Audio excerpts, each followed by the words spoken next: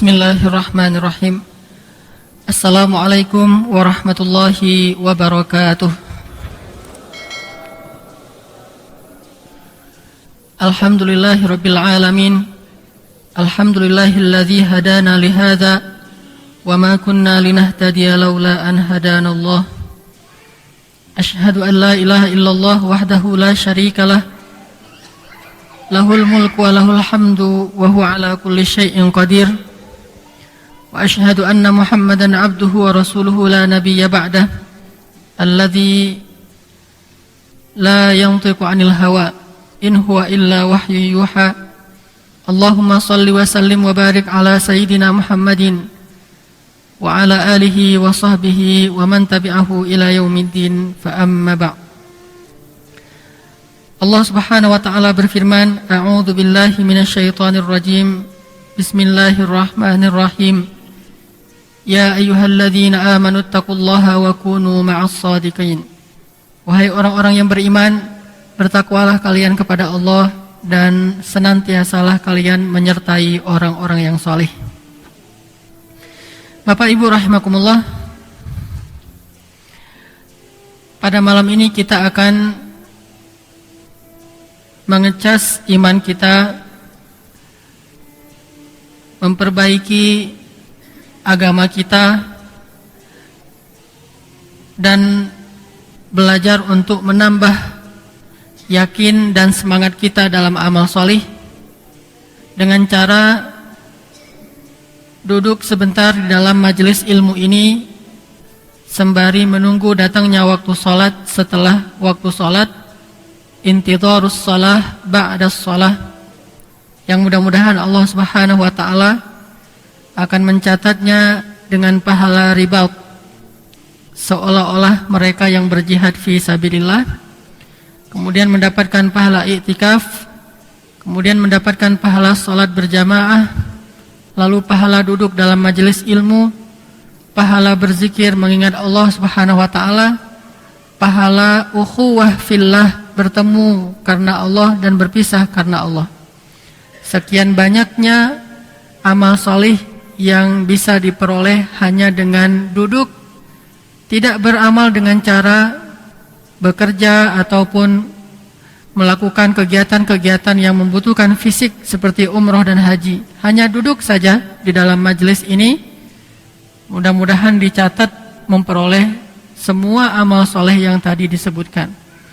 Ribat, i'tikaf, salat berjamaah, duduk dalam majelis ilmu, mengingat Allah, ukhuwah fillah, dan semua amal soleh ini termasuk amal soleh yang luar biasa pahalanya di sisi Allah Subhanahu wa ta'ala.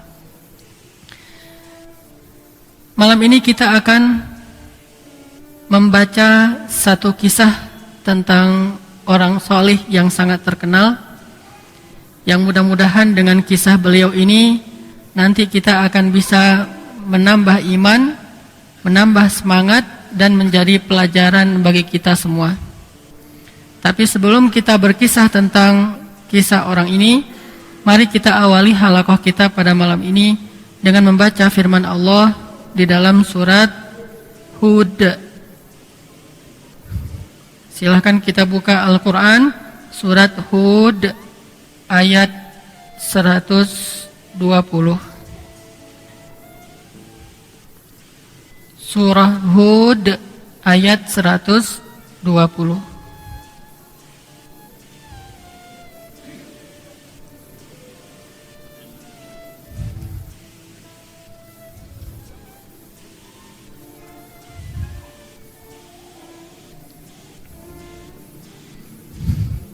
Surat Hud ayat 120.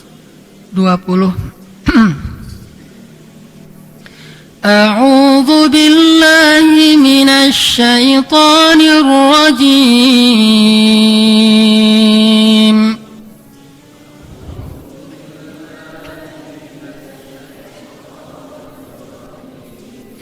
Bismillahirrahmanirrahim.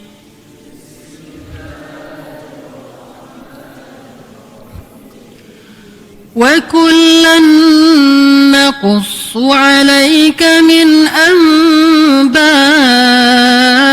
الرسل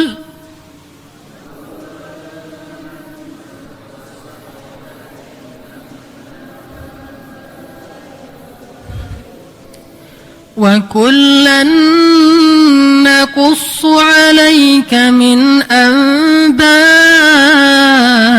الرسل ما نثبت به فؤادك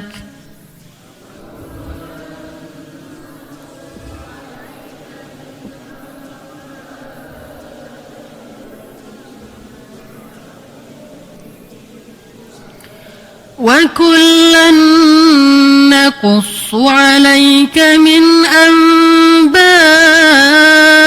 الرسل ما نثبت به فؤادك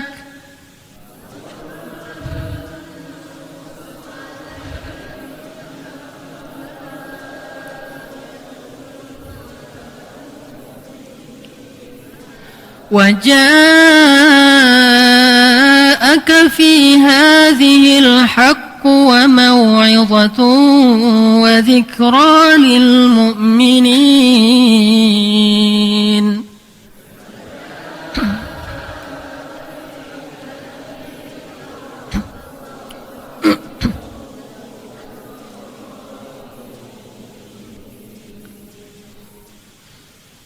Dan demikianlah setiap kami kisahkan kepadamu di antara kisah-kisah para utusan, agar bisa dengannya menguatkan hatimu.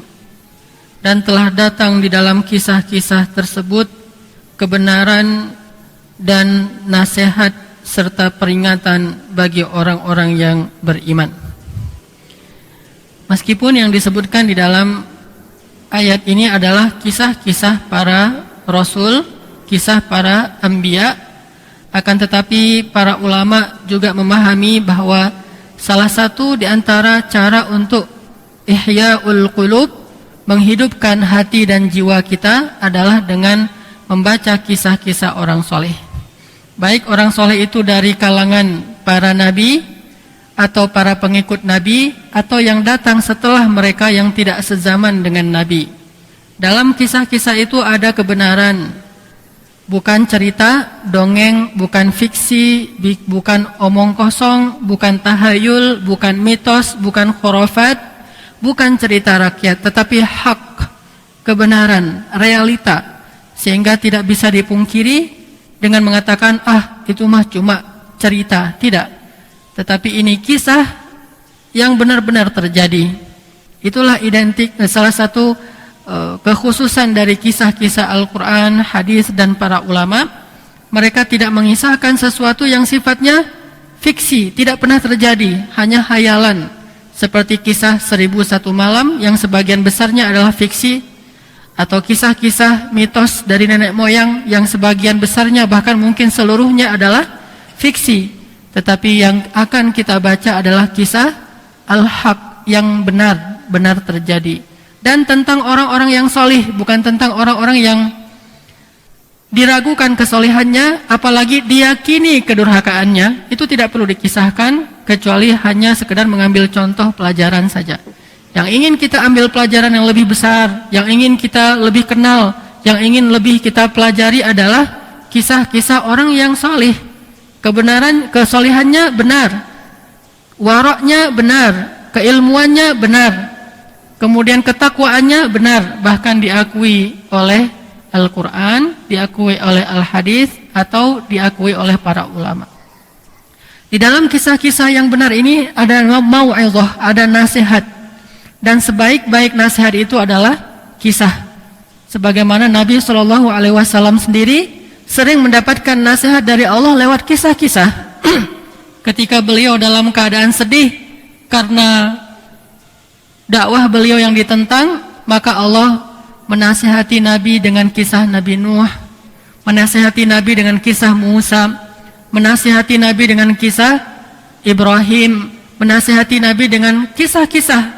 Bisa kita temukan di banyak surat Al-Quran, yang nanti kesimpulannya adalah, wahai Muhammad, bukan cuma kamu sendiri yang pernah mengalami pahitnya dakwah seperti ini. orang-orang sebelum kamu pun, para anbiya dan rasul sebelum kamu pun pernah mengalaminya. Dan walaqad kudzibat rusulun min qablika fasabaru wa udhu hatta atahum nasruna. Telah didustakan nabi-nabi dan rasul sebelum engkau, fasabaru, mereka bersabar. Mereka disakiti, mereka disiksa sampai datangnya pertolongan kami. La mubaddila li kalimatillah. Tidak ada perubahan dalam ketetapan itu. Semua nabi pasti pernah mengalami ujian seperti ini. Ini namanya nasihat lewat kisah-kisah, mau'izah yang terdapat di dalam kisah. Jangankan kita orang biasa, Nabi Muhammad SAW saja yang luar biasa tetap diberi nasihat dengan kisah-kisah. Artinya kita lebih butuh kepada nasihat-nasihat itu, lebih butuh kepada kisah-kisah itu daripada Nabi SAW. Dan memang kisah ini bisa menjadikan hati seseorang itu jadi mantap. Arti hatinya mantap itu imannya jadi kuat, semangatnya jadi bertambah, bisa membuat dia lebih sabar, bisa membuat dia lebih lapang dada dengan membaca kisah-kisah. Langsung bisa masuk ke hati ketimbang hanya dengan membaca perintah dan larangan. Makanya banyak-banyaklah membaca kisah dan bacakan itu kepada keluarga kita, anak-anak kita. Sesungguhnya membaca kisah-kisah ini akan membuat mereka menjadi lebih baik kejiwaannya, akan menumbuhkan semangat dalam diri mereka sebelum kisah-kisah yang lain dibacakan kepada anak-anak kita. Di sekolah dibacakan kisah, misalnya ada kisah Entong, entah siapa Entong ini ya, yang disebutkan dalam sebuah buku dongeng, memancing di kali terus ketemu dengan putri duyung. Ini kisah fiksi dan hanya membuat jiwa seorang anak itu banyak beramani, berangan-angan, berandai-andai sesuatu yang tidak ada kenyataannya. Atau nanti mungkin malam jam 9, jam setengah 9 malam disampaikan kisah-kisah tentang Mahabharata atau apa yang banyak di TV sekarang, semua orang menontonnya. Kisah-kisah ini hanya membuat anak-anak jadi bingung dengan kebenaran, karena kebenaran di situ banyak chaosnya, banyak kontradiksi antara satu dengan yang lain. Atau dalam bentuk film-film kartun heroik, yang bahkan kalau sekarang film kartun tidak lagi menanamkan sisi heroismenya. Kalau di zaman saya kecil, film-film kartun itu yang ditanamkan adalah sisi heroismenya. Kalau sekarang tidak lagi, sudah mulai kepada pendewasaan dari sisi psikologis dengan mengenal cinta dan pacaran. Film-film kartun, termasuk kartun misalnya ada kartun si Barbie, ada yang paling terkenal kemarin Frozen. Coba perhatikan, yang ditanamkan bukan lagi heroismenya, yang ditanamkan adalah tentang love dan hubungan antara yang tidak halal antara laki-laki dengan perempuan.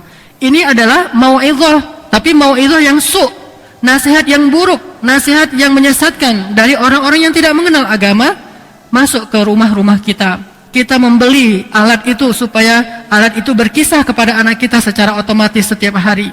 Gak puas dengan acara TV, kita beli TV kabel. Setiap bulan kita bayar mahal supaya anak kita menonton terus-menerus kisah-kisah yang sesat ini. Kemudian terbentuklah generasi remaja dengan kejiwaan yang gak jelas, dengan pemahaman agama yang tidak jelas, dengan mental yang sangat lemah, dengan keimanan yang sangat rapuh, dengan ketakwaan yang hampir tidak terlihat. Ini gara-gara kisah-kisah yang negatif, yang fiksi, yang batil, yang terus-menerus diperdengarkan kepada anak-anak kita. Harus diimbangi, kalau bisa dikalahkan. Kalau perlu kita kalahkan kisah itu dengan kisah-kisah dari Al-Quran, Al-Hadis, dan para ulama yang di dalamnya ada nasihat dan manusabbita bihi fuadak, bisa menguatkan hati seseorang. Kalau kita masih kalah menarik dibandingkan televisi, pasti ada yang salah. Bisa jadi salah satu yang pasti salahnya adalah mungkin televisi kita jadwal berkisahnya lebih banyak daripada jadwal kita. Kita berkisah kepada anak mungkin seminggu sekali, itu juga kalau ada. Sementara TV setiap hari berkisah. Berarti jadwalnya lebih banyak daripada jadwal ibu bapaknya. Sehingga itulah salahnya. Anak-anak sekarang Ustadz dikasih kisah Nabi itu udah nggak tertarik. Ya, karena dia udah punya perbandingan kisah-kisah yang batil yang lain. Makanya di zaman Umar bin Khattab, di zaman Rasulullah, Umar pernah mendapatkan sebuah selebaran kisah Bani Israel yang tidak pernah terjadi, tapi bagus bahasanya. Nabi langsung membuang kisah itu dan mengatakan di dalam Al-Quran terdapat kisah-kisah yang lebih menarik. Kenapa? Ini kan cuma selebaran biasa, kisahnya juga bukan kisah perzinaan, hanya kisah-kisah fiksi. Kenapa? Karena khawatirnya hatinya akan tertarik kepada yang fiksi, yang bohong, dan tidak lagi berminat kepada yang benar. Makanya dijauhkan dari kisah-kisah seperti ini supaya dia punya minat kepada kan fitrah. Nah, fitrah itu artinya masih kosong. Kalau sudah diisi, maka tidak bisa lagi diisi dengan yang lain. Kata para ulama, hati manusia itu seperti wadah. Kalau sudah terisi dengan sesuatu, maka yang lain tidak bisa mengisinya. Hati itu artinya ketertarikan, minat, semangat. Nah, seperti satu wadah. Kalau semangat atau ketertarikan hati anak kita sudah diisi dengan yang tadi, Barbie, Frozen, Sofia, apa segala macam. Kalau yang laki-laki mungkin dengan Spider-Man, Superman dan sebagainya, maka tidak ada lagi nanti minat terhadap kisah para anbiya, kisah para solihin. Kenapa? Hatinya sudah terisi dengan ketertarikan kepada sesuatu. Kita harus lebih dini, lebih duluan. Gak usah dengarkan kata orang-orang liberal yang mengatakan kasihan anak-anak kok dikisahkan tentang Nabi.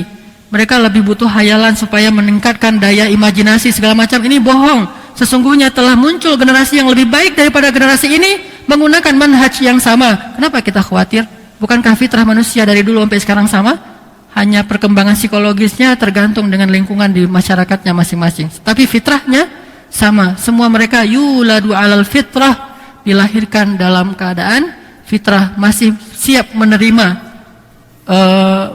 muatan-muatan nilai ke dalam hatinya atau jiwanya ini.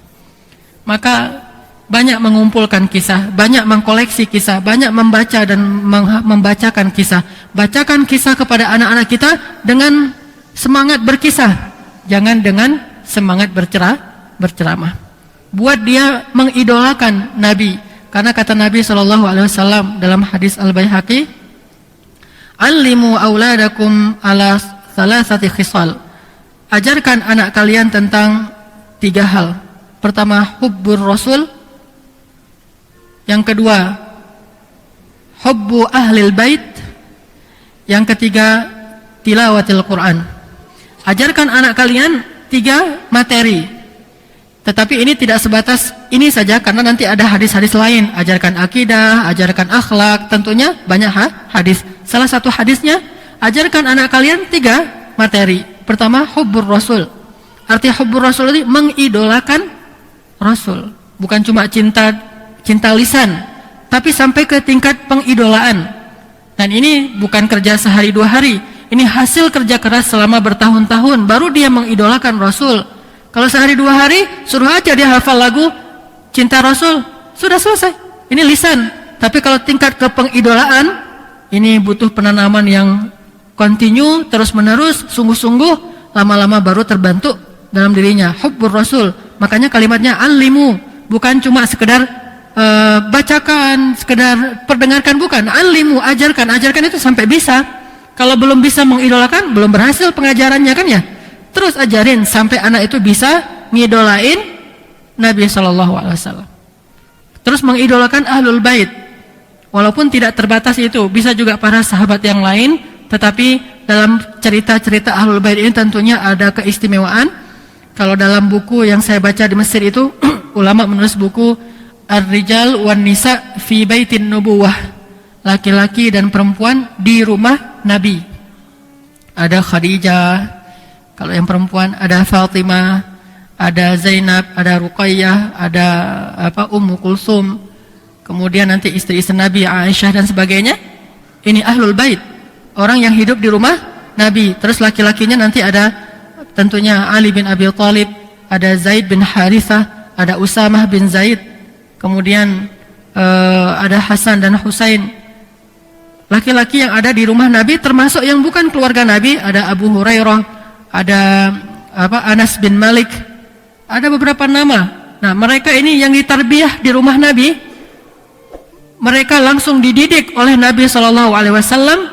Ini punya keistimewaan khusus ketimbang yang di luar, walaupun semuanya ketakwaannya Allah yang Maha tahu. Tetapi pelajarannya banyak kita temukan di dalam keseharian mereka. Hubbu ahlil bait, mencintai keluarga Nabi yang hidup di rumah Nabi. Kemudian wa tilawatil Quran, ajarkan membaca Al-Quran. Maksud membaca Al-Quran ini kata pensyarah hadis adalah mengajarkan makna dari Al-Quran, bukan sekedar baca Al-Quran hurufnya, tetapi pemahaman, tadabbur dan ta'assur, berkesan dengan Al-Quran. Ini ajarkan kepada anak-anak kalian. Ini 3 materi yang gak usah ribut-ribut soal kurikulum. Setiap tahun ribut kurikulum kan anak-anak bingung. Ini gak usah ribut lagi, kurikulumnya udah paten dari zaman Nabi sampai sekarang, dan sudah banyak generasi yang membuktikan kesuksesan dengan kurikulum itu. Salah satunya yang hari ini yang malam ini kita bahas, yaitu kisah seorang ulama besar yang sangat fenomenal, yang menulis sebuah karyanya adalah karya yang paling hebat nomor 2 dalam dunia Islam. Tidak ada buku dalam sejarah Islam, tidak ada mushaf, tidak ada lembaran yang lebih benar setelah Al-Quran daripada karya ulama ini. Siapakah beliau? Siapa beliau? Al-Bukhari. Tidak ada mushaf atau lembaran di muka bumi ini yang lebih benar setelah Al-Quran selain kitab Sahih Al-Bukhari pada masa kita. Kalau sebelum masa Al-Bukhari tentunya ada banyak tulisan yang lain, tapi setelah zaman Al-Bukhari, kitab nomor 2 tersahih setelah Al-Quran adalah Sahih Bukhari. Jadi Al-Quran, Sahih Bukhari. Coba bayangkan betapa fenomenal dan betapa dahsyatnya ulama ini. Setelah Al-Quran, Sahih Bukhari. Karena hadis ini banyak, Al-Quran hadis, dan di antara sekian banyak hadis, yang derajatnya paling tinggi adalah hadis dalam kitab Sahih Bukhari. Maka kita akan belajar mengenal atau mengulang lagi ingatan kita tentang Imam Al-Bukhari rahimahullah ini, supaya mudah-mudahan kita mengambil manfaat dan nasihat. Saya bacakan beberapa hal tentang beliau. Yang pertama, nama asli beliau. Beliau bernama Muhammad bin Ismail bin Ibrahim Al-Bukhari. Ini nama singkatnya. Nama panjangnya pasti panjang sekali. Ada julukannya, kunyahnya Abu Abdillah, Bapak Abdullah. Tapi yang lebih terkenal adalah Imam Al-Hafiz Al-Bukhari atau Imam Al-Bukhari.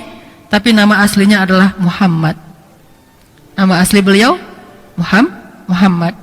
Nama bapak beliau Ismail. Jadi bagus ini namanya. Satu keturunan Muhammad adalah anaknya Ismail. Keturunan Ismail. Maka benar beliau menamakan nama anaknya. Seorang laki-laki yang solih namanya Ismail menamakan anaknya Muhammad. Berarti dia faham sejarah. Menamakan anaknya Muhammad bin Ismail, dan itu benar sekali. Sama dengan Muhammad bin Ibrahim.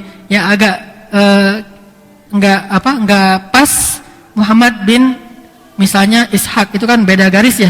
Secara sejarah wajar, boleh saja sih, sah-sah aja. Cuma secara sejarah enggak ketemu gitu. Muhammad bin Ishak, Muhammad bin Zakaria, Muhammad bin Yahya kan beda nih. Boleh saja, tapi ini jelas menunjukkan orang tuanya ini bukan orang sembarangan. Berarti orang tuanya ngerti agama. Dari nama seseorang kita bisa lihat siapa keluarganya. Kalau nama anaknya misalnya pernah ada teman saya namanya perempuan, namanya Wakhaliyah Chevrolet. Wakhaliyah Chevrolet, perempuan. Kenapa kok namanya Wakhaliyah? Entah apa arti Wakhaliyah dalam bahasa Arab, tidak ada. Ini termasuk bahasa yang palsu. Seolah-olah bahasa Arab karena ada ahnya dan ada khoknya. Wakhaliyah Chevrolet. Kenapa kok Chevrolet? Karena bapaknya lagi demam mobil Chevrolet, pengen banget punya mobil Chevrolet, akhirnya kasih nama anak Wakhalia Chevrolet. Ini bisa ketahuan gimana keluarganya. Sebagaimana juga ada orang yang memberi nama anaknya dengan nama-nama tokoh, maka juga bisa ketahuan siapa keluarganya. Ada anak kembar, 2 laki-laki, langsung ayahnya ngasih nama siapa? Yang satu dikasih nama Ismail, yang satu lagi dikasih nama Ishak. Ini berarti ngerti banget tentang sejarah. Makanya dari penamaan terhadap anak bisa ketahuan siapa keluarganya. Bapaknya bernama Ismail, nama yang baik.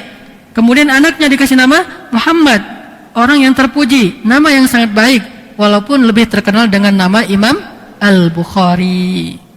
Sebagaimana kunyah atau julukan beliau adalah Al-Bukhari, berarti beliau berasal dari kota Bukhara, dan beliau berarti bukan orang Arab, tapi orang Asia bekas, kalau sekarang jajahan Uni Soviet, kalau dulu belum ada penjajahan itu, yaitu orang daerah Uzbekistan, Bukhara. Keluarga Imam Bukhari ini adalah aslinya berasal dari Iran, orang Persia. Asli nenek moyang beliau berasal dari Persia, bahkan kakek buyut beliau adalah seorang penyembah api. Jadi orang syirik, beragama Majusi. Kemudian kakek beliau masuk Islam, lalu ayahnya adalah seorang muslim yang solih, kemudian menikah dengan seorang muslimah yang solehah, akhirnya punya anak yang bernama Muhammad bin Ismail yang soleh ini. Pada tahun berapa beliau lahir? Beliau lahir pada tahun 100 berapa? 194 Hijriah. Berarti beliau hidup di zaman keempat. Sahabat tabi'in ini udah generasi setelah tabi'in. Generasi yang keempat. Sudah hampir 200 tahun sejak masa hijrahnya Nabi SAW ke Madinah. 194 tahun 194 Hijriah. Imam Al-Bukhari ini adalah seorang anak yang sudah yatim ketika beliau masih kecil. Anak yatim. Artinya yang mendidik Imam Al-Bukhari sampai beliau dewasa adalah ibunya, kemudian guru-gurunya. Pendidikan dari ayahnya cuma satu hal yang mungkin tercatat oleh sejarah, apa? Ayahnya sebelum meninggal dunia sempat berpesan kepada kakaknya Al-Bukhari. Waktu itu Al-Bukhari belum ngerti apa-apa, masih terlalu kecil. Apa kata ayahnya? Demi Allah, tidak pernah aku memberi kalian makan sejak aku memiliki kalian semuanya berkeluarga. Sepanjang hidup tidak pernah aku memberi kalian makan yang haram, bahkan yang syubhat. Ini dicatat oleh sejarah. Ini yang paling penting.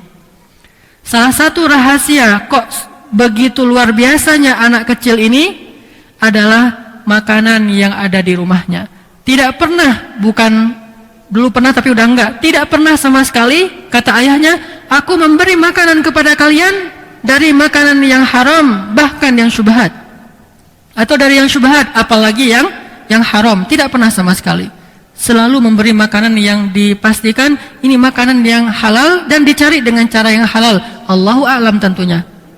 Tetapi yang diusahakan oleh manusia ini sudah halal, dan ini jenis makanan yang halal. Tidak pernah diberikan makanan yang jangankan haram, syubhat pun tidak. Ini rahasia untuk memiliki seorang anak yang solih. Anak solih yang saya maksud bukan anak solih yang penting nggak ganggu orang. Itu bukan anak solih, itu anak baik. Anak solih itu anak yang punya semangat sendiri dalam agama, nggak perlu didorong-dorong sama orang tuanya. Khudhil kitaba biquwwah wa atainahul hukma sabiyya. Udah soleh sejak dia masih anak-anak, bahkan remaja, apalagi dewasa. Dari anak dan remaja aja yang paling sulit untuk jadi orang soleh aja sudah soleh. Itu baru namanya anak soleh. Kalau solehnya nanti ketika dia udah berkeluarga, udah tua, itu hal yang wajar lah. Itu juga solehnya entah soleh versi siapa. Jangan-jangan soleh versi ayah ibunya. Dan sementara ayah ibunya punya standar kesolehan yang sangat rendah, berarti nggak diakui kesolehannya.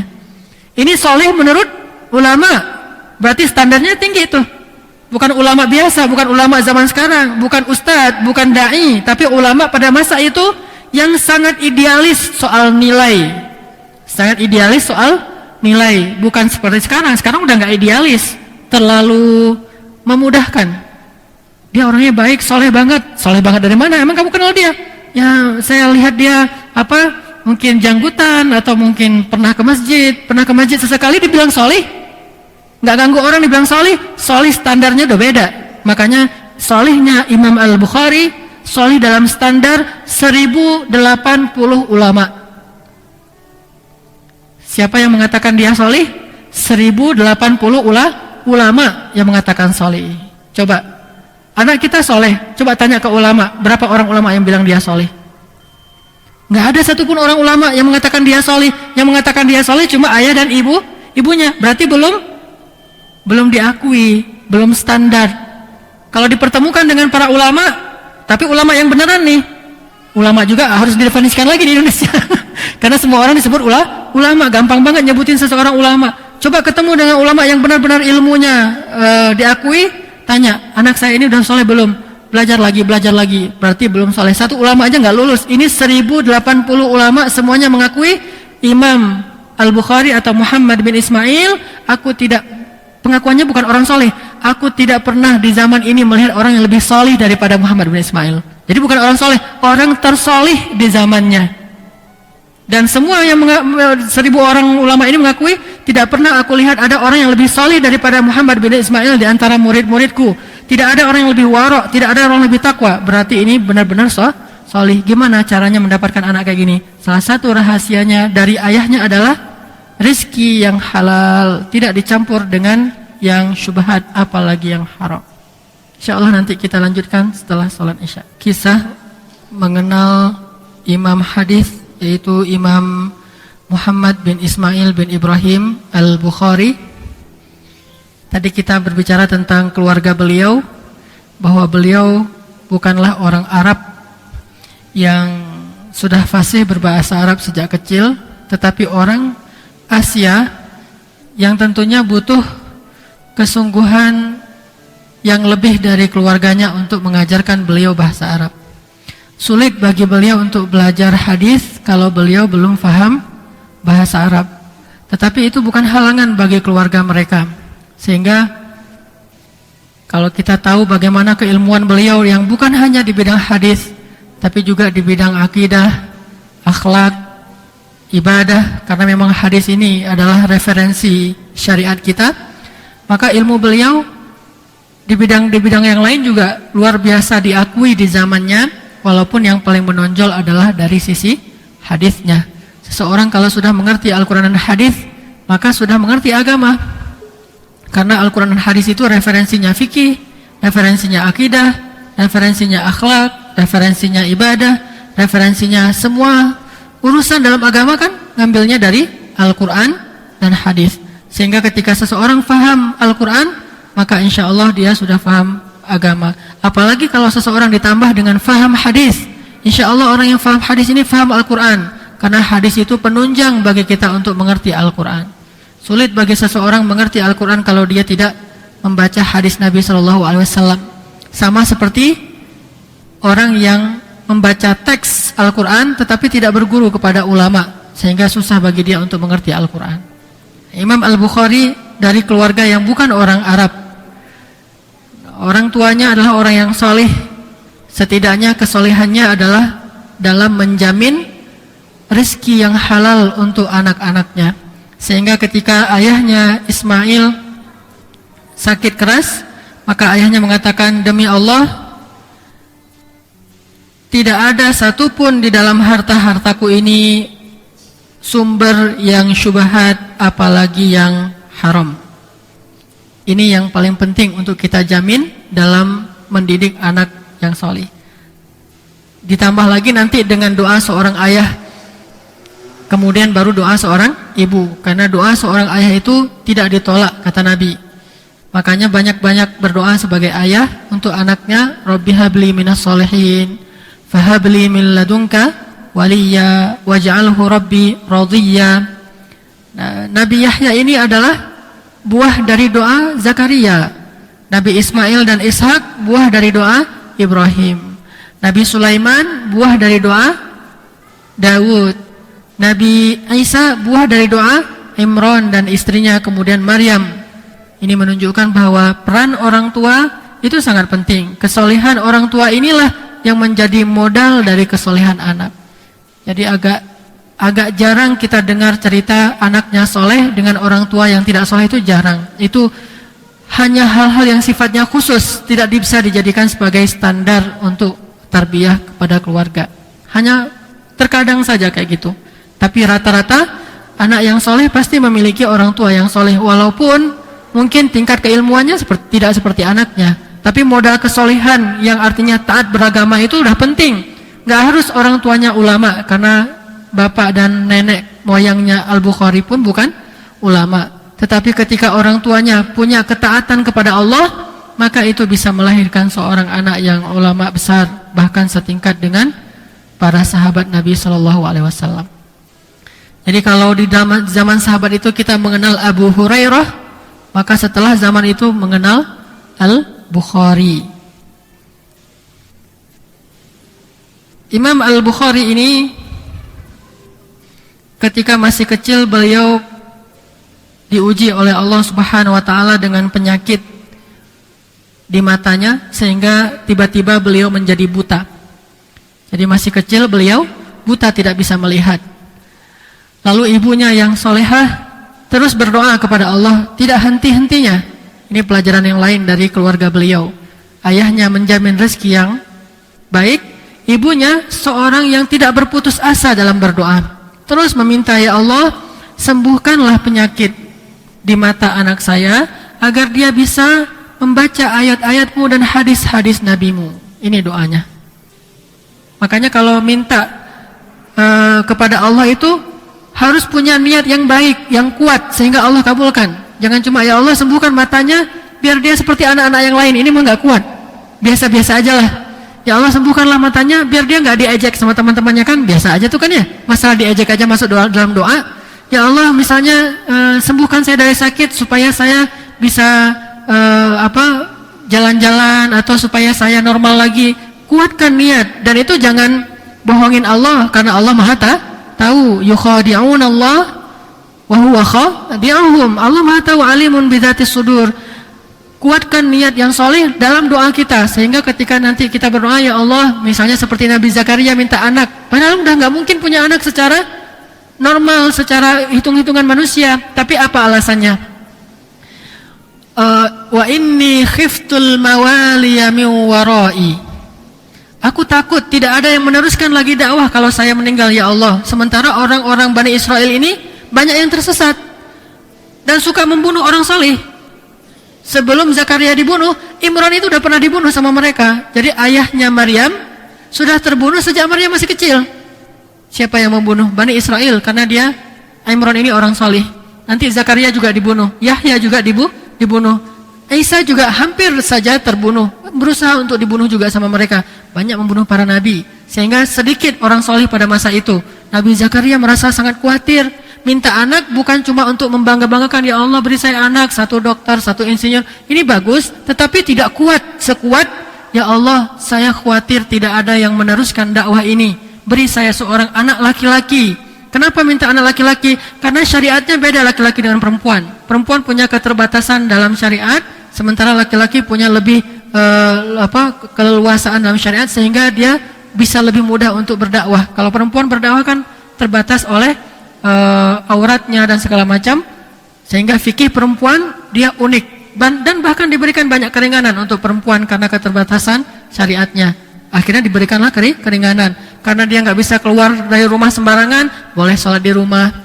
Karena dia nggak bisa keluar jauh sembarangan, maka harus didampingin. Karena dia tidak perlu bekerja, maka dia dapat warisannya satu bagian. Laki-laki karena disuruh bekerja dapat dua bagian. Kan ini keringanan-keringanannya. Makanya Nabi Zakaria minta anak supaya untuk dakwah. Ini harus ada alasan yang kuat ketika kita berdoa. Ibunya Al-Bukhari, ya Allah beri saya anak laki-laki, ya Allah sembuhkan penyakit anak saya agar dia bisa membaca mushaf. Dulu kan gak ada huruf braille. Sedangkan mendengar dari ulama yang lain itu mungkin belum kepikir oleh ibunya. Yang jelas supaya dia bisa baca Al-Quran, baca hadis, menuntut ilmu. Ya Allah, ya Allah, ya Allah, ya Rahman, ya Rahman, ya Rahman. Terus sampai suatu malam ibu Al-Bukhari ini bermimpi ketemu dengan Nabi Ibrahim. Nama kakeknya Al-Bukhari siapa? Ibrahim. Muhammad bin Ismail bin Ibrahim. Jadi namanya tuh satu garis keturunan ya. Muhammad bin Ismail bin Ibrahim. Jadi pas nih, dari kakeknya udah ngerti agama. Ketemu dengan Nabi Ibrahim. Nabi Ibrahim berkata kepada ibunya, dan ketahuilah Nabi SAW bersabda, sesungguhnya asdaqun nasi ru'ya asdaquhum qawla. Orang yang paling benar ucapannya, orang yang paling benar mimpinya adalah orang yang paling benar ucapannya. Jadi mimpi orang soleh itu benar, termasuk diantara salah satu bagian dari 60 bagian kenabian, kan gitu ya. Sehingga kalau orang soleh bermimpi, sebagian besarnya adalah benar. Nah, ibunya bermimpi ketemu dengan Nabi Ibrahim. Lalu Nabi Ibrahim mengatakan, wahai amatallah, wahai ibu, sesungguhnya Allah telah mengabulkan doamu. Dan lihatlah Al-Bukhari sekarang, bukan Al-Bukhari mungkin dalam mimpinya ya, Muhammad sekarang sudah bisa melihat. Bangun dari mimpinya, langsung mencari anaknya Muhammad bin Ismail. Ternyata Muhammad sudah bisa melihat. Allah beri kesembuhan. Karena doanya itu punya motivasi yang kuat, punya alasan yang kuat. Sama seperti tokoh pendiri gerakan Hamas yang bernama Syekh Ahmad Yasin. Ini adalah buah dari doa ibunya. Ketika ibunya hamil, ibunya berdoa, ya Allah, berikan saya seorang anak laki-laki, akan saya kasih dia nama Ahmad, dan saya ingin dia menjadi seorang mujahid yang membebaskan Palestina dari penjajah. Kan jelas nih, doanya itu kuat banget alasannya. Akhirnya ibunya mimpi. Dalam mimpinya itu bahwa, wahai ibu, dalam rahimmu itu ada seorang anak, beri dia nama Ahmad, dan dia nanti akan menjadi mujahid. Dan ternyata beliau lahir sebagai seorang laki-laki, dikasih nama Ahmad. Cuma dengan takdir Allah akhirnya beliau lumpuh gara-gara kecelakaan di pantai, tapi tidak menghalangi beliau dari dakwah dan jihad. Bahkan pulang dari Mesir, beliau langsung mendirikan gerakan perlawanan terhadap penjajah Israel yang dikenal dengan nama Hamas sekarang. Salah satunya kita kenal dengan Brigade Izzuddin Al-Qassam. Itu yang mendirikan. Salah satu tokohnya selain Umar Rantisi dan sebagainya adalah Ahmad Yasin. Dan mudah-mudahan mendapatkan pahala syahid. Karena pulang dari sholat subuh berjamaah, baru di depan pintu masjid dibombardir sama Israel, kursi roda beliau hancur, masjidnya hancur. Pulang dari sholat subuh, udah tua, dalam keadaan berjihad, dalam keadaan ribat, sholat subuh pula. Mudah-mudahan mendapatkan pahala syahid. Ini doa dari ibu, alasannya kuat. Kalau kita minta anak laki-laki kenapa? Karena udah kebanyakan anak perempuan. Ini alasannya nggak kuat. Kenapa minta anak perempuan? Karena udah banyak anak laki-laki. Nggak kuat alasannya, harus kuat. Kenapa pengen punya anak? Kenapa pengen punya sembuh dari sakit? Kenapa pengen punya harta? Supaya bisa bersedekah. Tapi Allah Maha tahu isi hati kita. Kalau kita bilang supaya bisa bersedekah, ya Allah saya akan sedekah 100 juta per hari. Allah Maha tahu isi hatimu ya.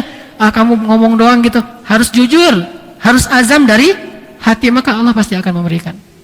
Karena Allah akan mengijabah doa orang-orang yang berdoa dengan cara yang Allah fahami, dengan cara yang Allah Maha tahu lebih baik untuk kita seperti apa. Makanya Al-Bukhari ini sembuh dari penyakit butanya, lalu bisa melihat.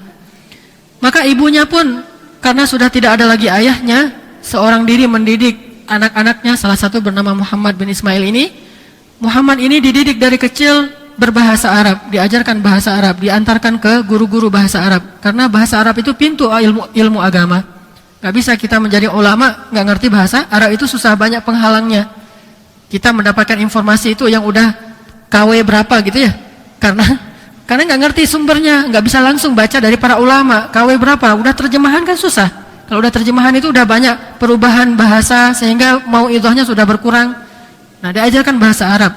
Umur beliau belum 9 tahun, alhamdulillah beliau sudah hafiz Al-Quran.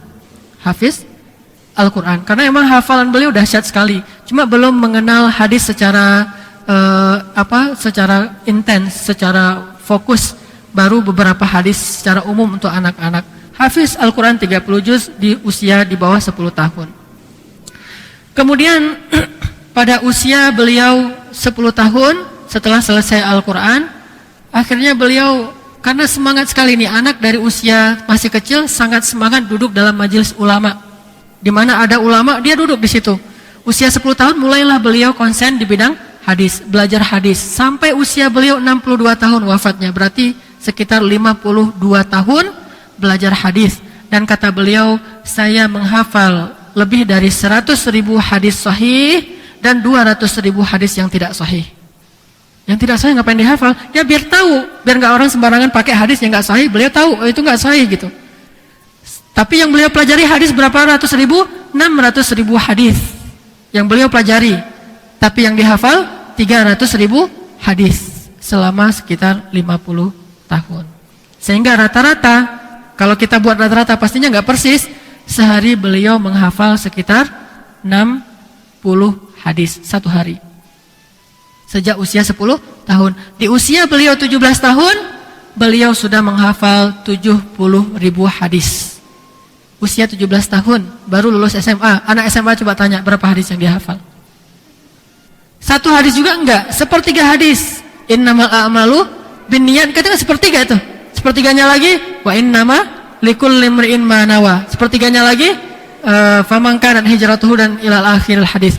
Sepertiga hadis doang, bukan 70.000 hadis. Sepertiga hadis, berarti ada yang masih sangat lemah dalam pendidikannya di rumah. Gak usah salahkan sekolah. Sekolah punya kurikulum dari pemerintah. Kurikulum di rumah itu yang lebih baik daripada kurikulum di sekolah. Sesekali libur sekolah gak masalah, tapi jangan libur tarbiyah di rumah. Kalau targetnya pengen jadi ulama. Kalau perlu, kalau pengen jadi ulama besar banget, gak usah sekolah. Kenapa? Ngabisin waktu. Ini bukan fatwa. Ini semangat. Artinya sekolah kita kalau untuk target ulama nggak jadi. Kenapa? Dengan sekolah yang di sekolah entah apa yang diajarin sampai jam 3 sore, bahkan membaca pun masih terbata-bata, menghitung nggak jelas pendidikannya sampai jam 3 sore. Kecuali kalau kita coba bayangkan anak-anak sekolah yang di luar negeri dibandingkan yang di dalam negeri. Mau dia di Eropa dengan jurusan sainsnya atau di Arab dengan jurusan agamanya. Itu anak-anak di Arab, bahkan yang kemarin yang teman dari Irak bilang apa? Di Irak itu 5 tahun itu udah kelas 1 SD tuh. Jadi masuk kelas 1 SD itu usia 5 tahun. Makanya anak saya sekarang nganggur nggak bisa masuk karena belum 7 tahun. Di kita kan 7 tahun. Di sana 5 tahun itu sudah masuk SD. Dan SD-nya itu targetnya sudah harus khatam Al-Quran. Ini tarbiyahnya fokus. Kalau di kita mungkin kalau mau mendidik anak benar-benar jadi ulama, jangan sekolah umum. Bahkan jangan sekolah SDIT.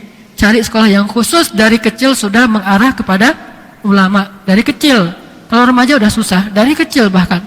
Terutama belajar bahasa Arab, akidah, akhlak, iman, sampai nanti udah jadi anak yang soleh, insya Allah punya semangat kuat, punya kekuatan sendiri untuk belajar agama lebih lanjut. Kita tidak muluk-muluk bercita-cita anak saya harus ngafal 200 atau 300.000 hadis seperti Muhammad bin Ismail, ya nggak berani setinggi-tinggi itu, ntar kecewa atau terlalu maksain anaknya. Tapi anak sekarang kenapa nggak punya minat terhadap agama? Karena nggak dididik kesolehannya dari kecil. Terus nanti muncul istilah maksain anak. Bukan maksain anak, karena emang anaknya nggak diajarin dari kecil untuk solih. Ajarkan anak kita dari kecil untuk solih, sehingga dia sendiri yang punya motivasi untuk belajar ketika dia udah remaja. Al-Bukhari itu punya semangat itu. Seperti Yahya, ya Yahya, khudhil kitaba biquwwah wa atainahul hukma sabiyya. Masih kecil udah jadi ulama, udah memiliki hikmah, sudah punya ilmu yang luar biasa. Kenapa? Karena kesolehannya dididik dari sejak bayi. Maryam dari bayi udah solehah, Yahya dari bayi udah soleh, Isa dari bayi sudah soleh, Hasan Husain dari bayi sudah soleh, Zaid kemudian Ali dari bayi sudah soleh, Abdullah bin Abbas, Abdullah bin Umar, Abdullah bin Mas'ud dari kecil sudah soleh. Makanya mereka punya kuah sendiri, motivasi sendiri. Tapi kalau disuruh untuk soleh atau belajar ilmu ketika mereka sudah remaja, sementara waktu anak-anaknya nggak dididik kesolehannya, itu sudah susah. Makanya bangun minat dulu. Minat itu Salah satunya dengan membentuk kesolehan. Bangun kesolehannya dari sejak dia kecil. Kesolehan itulah yang menuntun dia untuk mencari ilmu. Semangatnya itu kesolehan. Makanya Abdullah bin Mas'ud mengatakan apa? Belajar iman sebelum belajar Quran. Karena kalau udah imannya mantap, dia cari sendiri Al-Quran. Dia cari sendiri ilmu. Tapi kalau belajar Al-Quran sebelum iman, yang udah ada hilang. Kalau belajar iman sebelum Al-Quran, yang belum ada masuk. Tapi ya kalau belajar Al-Quran sebelum iman, yang sudah ada pun jadi hilang. Jadi Al-Bukhari sudah menghafal 70.000 hadis pada usia 17 tahun. Anak baru kelas 2 SMA atau kelas 3 SMA sudah hafal 70.000 hadis. Dan 70.000 hadis ini mereka tidak menghafal matannya saja. Pada masa itu yang disebut dengan menghafal hadis adalah menghafal matan dan riwayat sanadnya. Itu baru namanya menghafal hadis. Kalau sekarang kan cuma menghafal matan. Itu juga kadang dipotong-potongkan ya. Kayak misalnya hadis tentang al-ajalatu minasyaiton.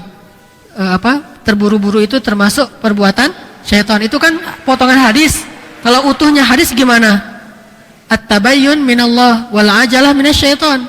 Klarifikasi itu dari Allah dan terburu-buru itu dari syaitan. Kalau kita baca satu hadis yang utuh baru kita paham maksud terburu-buru di sini apa?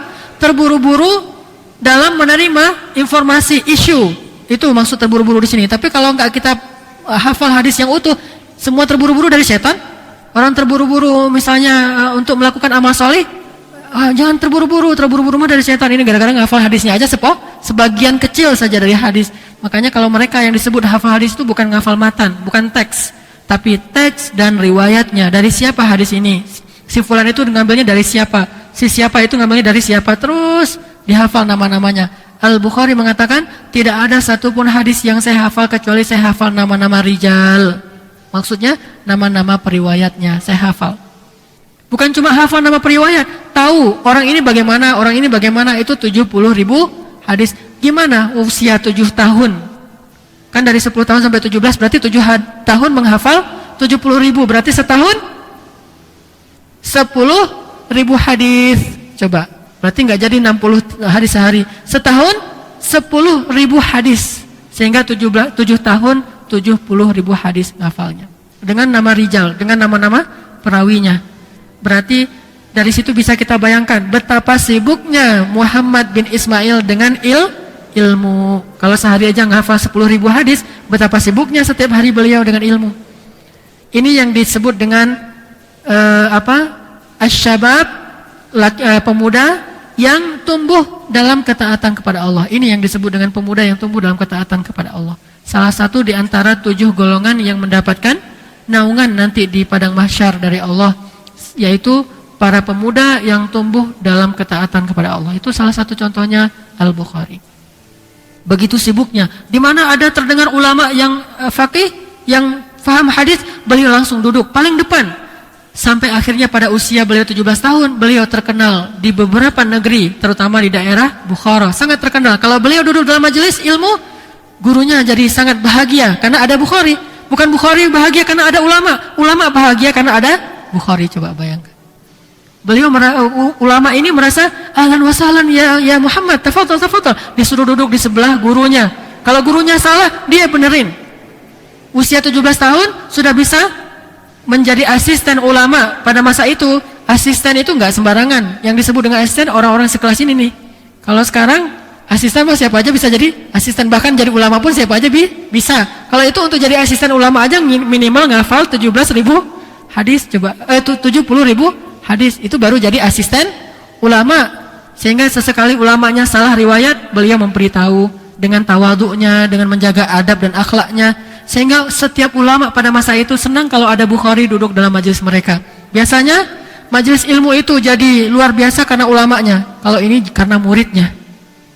Majelis ilmu jadi luar biasa karena muridnya, yaitu salah satunya bernama Al-Bukhari. Tentunya yang seleting dengan beliau juga nggak kalah luar biasanya. Cuma mungkin yang terkenal kan Allah memberi kemasyhuran kepada nama-nama tertentu, dan yang lain mungkin tidak terlalu terkenal tapi ilmunya juga nggak kalah banyak. Sehingga para ulama mengatakan, jangan hanya berpikir bahwa ulama-ulama yang terkenal itu adalah yang paling banyak ilmu di masanya. Bisa jadi yang tidak terkenal tetapi lebih banyak ilmu daripada yang terkenal. Allahu a'lam. Yang jelas ini majelis mutiara-mutiara, lu'lu' wal marjan. Salah satu yang terkenal di antara lu'lu' itu adalah Muhammad bin Ismail Al-Bukhari. Dan saya bisa merasakan suasana itu karena pernah berada di tengah-tengah orang-orang yang cerdas-cerdas, soleh-soleh, pemuda di Mesir dan di Mekah Madinah. Jadi bisa ngerasain gimana aura mereka. Anak yang masih remaja, pintar, soleh. Kan susah ketemu nih. Remaja, pintar, soleh, biasanya udah tua, soleh, gak pintar-pintar amat. Atau pintar tapi gak soleh. Atau pintar dan soleh, cuma gak muda, udah tua gitu. Susah menemukan tiga hal ini.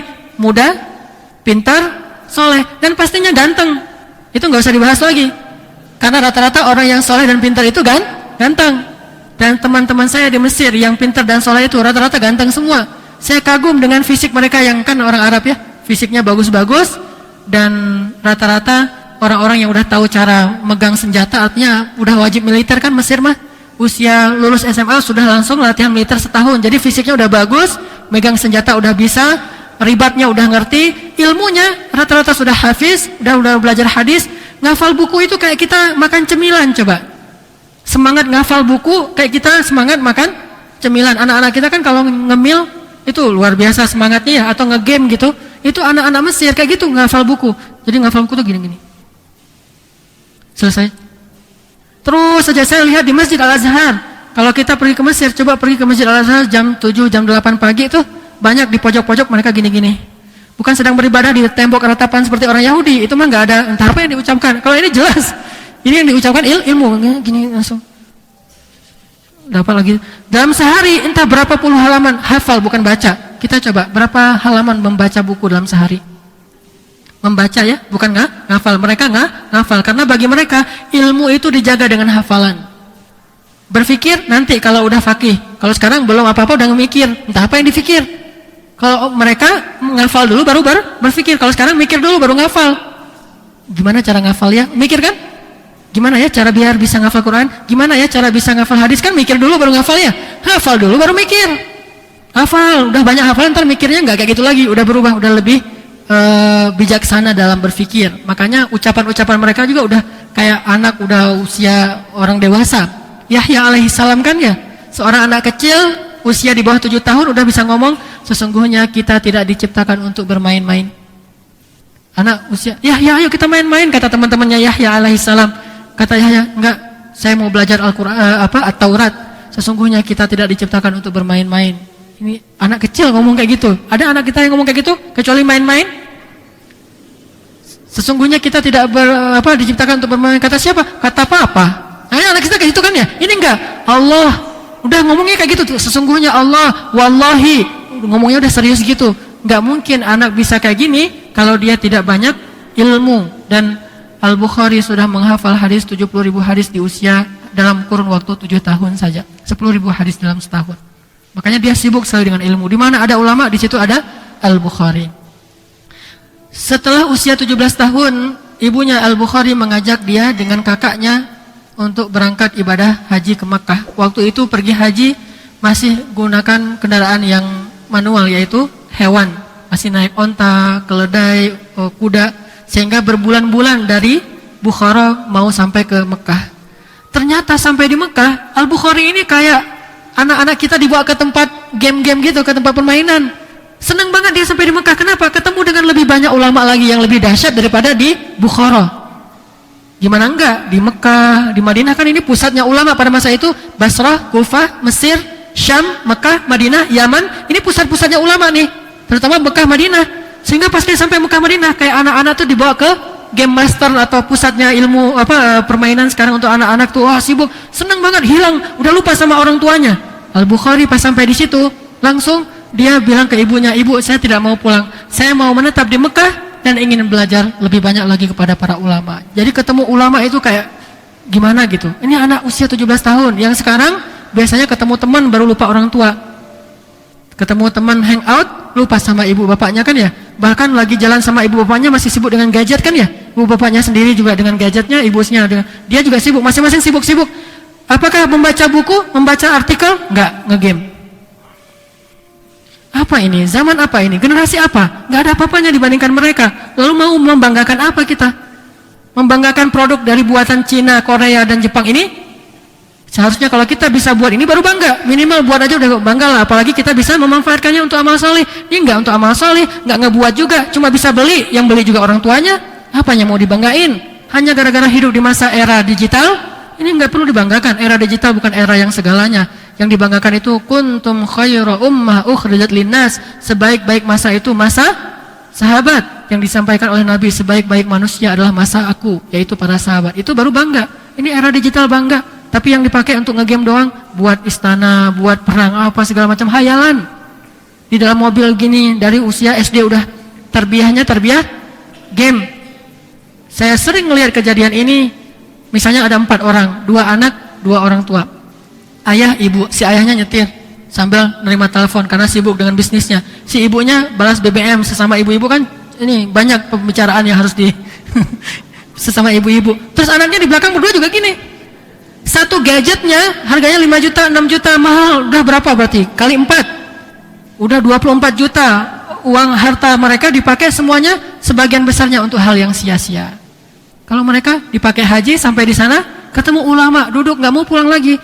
Sehingga ibunya Al-Bukhari dan kakaknya pulang lagi ke Bukhara. Bukhari tinggal di Makkah, belajar ilmu di situ. Ketemu ulama, selesai ketemu lagi ulama. Berapa gurunya? 1080 ulama. Berapa ulama yang sudah kita temui dalam hidup kita?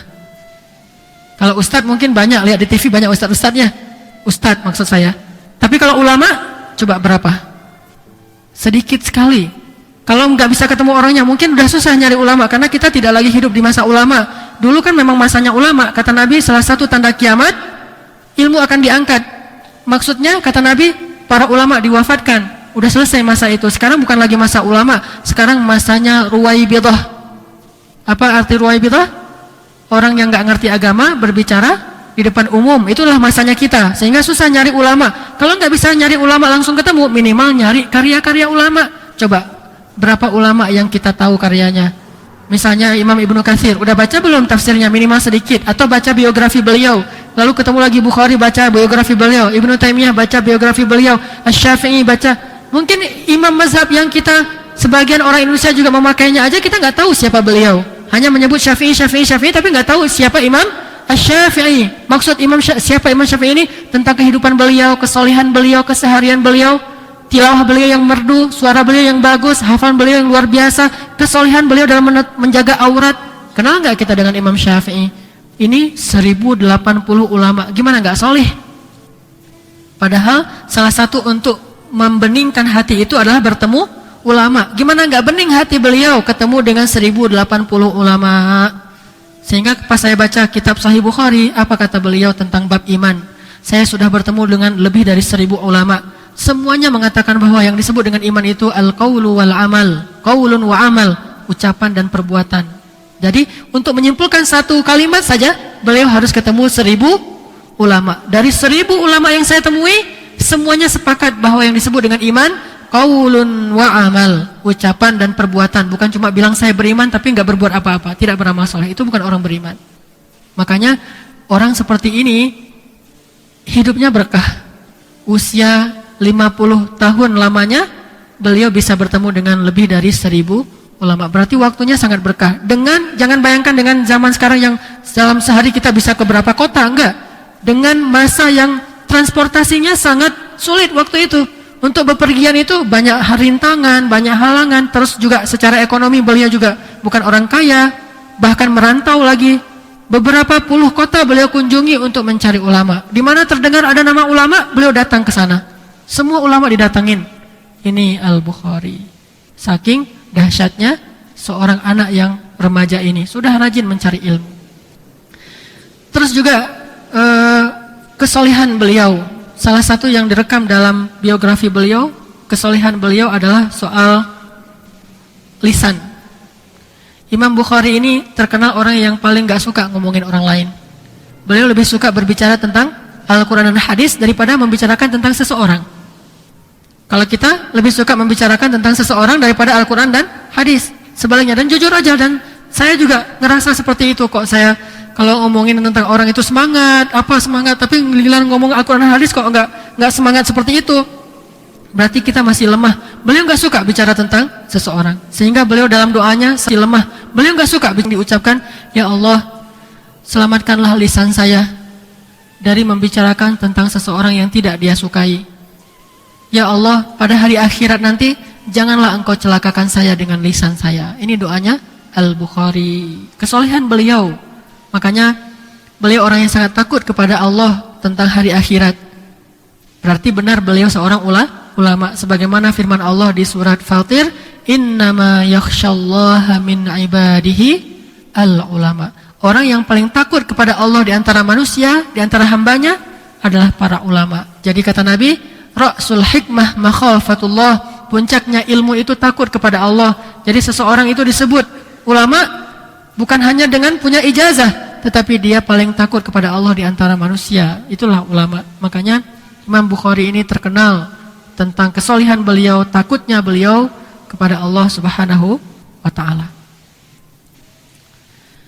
Kemudian beliau salah satu karyanya yang paling terkenal adalah kitab Fathul Bari Sahih Al-Bukhari. Beliau belajar 600.000 hadis dari 1080 ulama. 600.000 hadis. Dari 600.000 hadis itu kemudian beliau bukukan 7.275 hadis di dalam kitab Sahih Bukhari. 7.000-an hadis. Dari 600.000 berarti sekitar 1% dari semua yang sudah beliau pelajari, 1%-nya beliau ambil menjadi hadis yang menurut beliau sahih. Kemudian dibukukanlah menjadi kitab yang paling sahih setelah Al-Quran di muka bumi. Al-Quran Sahih Bukhari langsung 7.000-an hadis. Berapa lama beliau belajar 600.000 hadis lalu dibukukan jadi 7.000-an hadis? 16 tahun beliau menulis kitab ini. Dan kata beliau apa? Tidaklah saya menulis satu hadis kecuali sebelumnya saya akan mandi, berwudu, sholat 2 rakaat, baru tulis satu hadis. Satu hadis. Artinya beliau nggak sembarangan dengan hadis. Kalau beliau mau nulis hadis, beliau akan berwudu, sholat 2 rakaat, lalu beliau berdoa kepada Allah lalu nulis hadis. Sehingga ilmu itu berkah sampai hari ini. Kalau sekarang menulis ilmu agama atau belajar ilmu agama sebelum bahkan melewatkan sholat. Coba lihat madrasah-madrasah atau universitas termasuk Al-Azhar itu sempat jadi ribut dulu di Al-Azhar gara-gara kalau zuhur itu kita sholat zuhur dulu atau melanjutkan kuliah. Kalau sekarang masih itu diperdebatkan. Kan hal yang seperti ini nggak perlu diperdebatkan kan ya? Tetapi diperdebatkan di zaman sekarang saking jauhnya orang dari amal, cuma ilmu tapi tanpa amal. Sehingga banyak universitas yang tidak melaksanakan sholat berjamaah tetapi kuliah wajib. Sholat berjamaah nggak wajib. Ini apa-apaan? Sholat berjamaah tidak harus, kuliah harus. Sehingga kalau nggak masuk kuliah nilainya jelek, dosanya marah-marah. Kalau nggak ke masjid nggak masalah. Bagaimana ilmu itu akan berkah coba? Ini tidak difahami lagi yang kayak gini-gini. Lebih kepada hanya kurikulum materi saja, hanya pelajaran-pelajaran yang sifatnya pengetahuan dan wawasan saja, tidak lagi ke hati dan amal. Makanya tidak lagi berkah ilmunya. Di Al-Azhar bentrok antara profesor filsafat sama profesor tafsir hadis dan dakwah.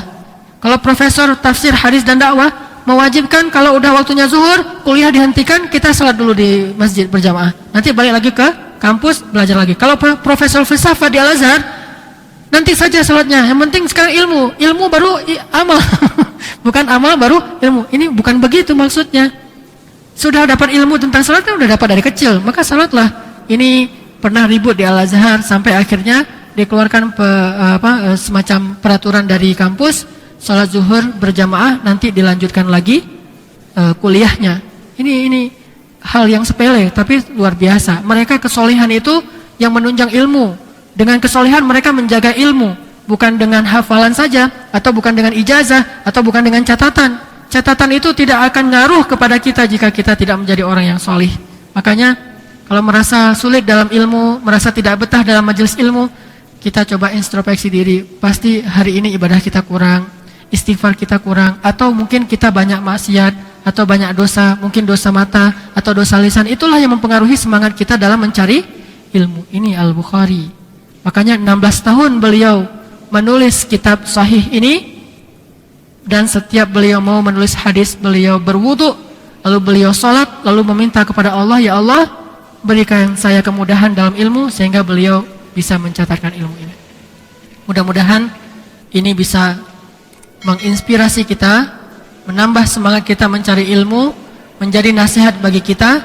Dan tentunya belum selesai, insya Allah kisah Bukhari jilid 2 akan kita sambung pada pertemuan yang akan datang. Bagaimana masa beliau setelah selesai 17 tahun, kepada apa beliau mengamalkan ilmunya, lalu bagaimana akhir hayat beliau. Sedikit bocoran supaya kita penasaran.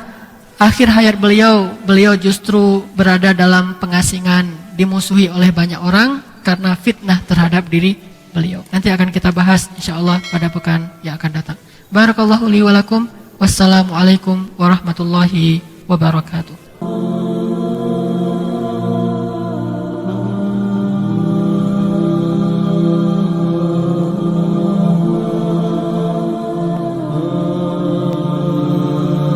Orang gak bakalan kecewa kalau bersandar kepada Allah. Itu gak bakalan. Bahkan kita bisa bilang mustahil. Mustahil seseorang itu kecewa gara-gara berpegang, bersandar, menyerahkan dirinya kepada Allah. Itu mustahil. Bukan seperti itu sunnatullah. Karena siapapun yang berserah diri kepada Allah, maka dia telah berpegang kepada tali yang paling kokoh. وَمَنْ يُسْلِمْ وَجْهَهُ إِلَى اللَّهِ وَمَنْ يُسْلِمْ وَجْهَهُ إِلَى اللَّهِ وَهُوَ مُحْسِنٌ فَقَدِ اسْتَمْسَكَ بِالْعُرْوَةِ الْوُثْقَى وَإِلَى اللَّهِ عَاقِبَةُ الْأُمُورِ.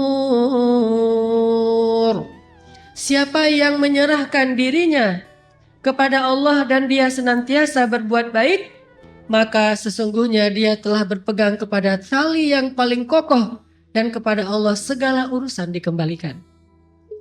Jadi nggak ada orang yang kecewa kalau dia berpegang kepada Allah. Masalah apapun, masalah rezeki, masalah jodoh, terutama yang kedua. Kalau kita bergantung kepada Allah dalam urusan jodoh, maka insya Allah kita nggak akan kecewa.